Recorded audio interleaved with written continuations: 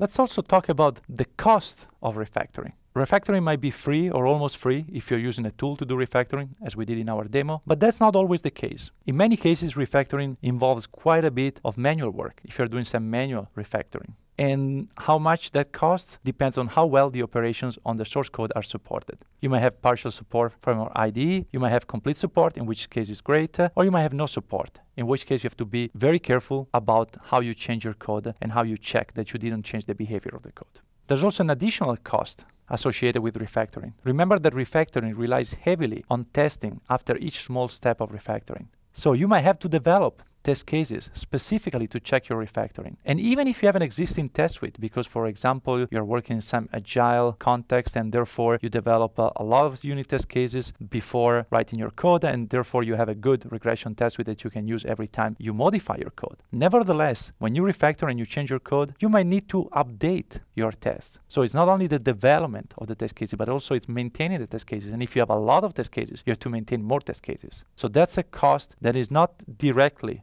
visible, but can affect quite a bit the overall cost of refactoring and the overall cost of the system development, therefore. And finally, you should not underestimate the cost of documentation maintenance. Applying refactoring might involve changes in interfaces, names, for example, names of classes. And when you make these kind of changes, you might need to update the documentation. And that's also a cost. It's something that takes effort and therefore should be considered.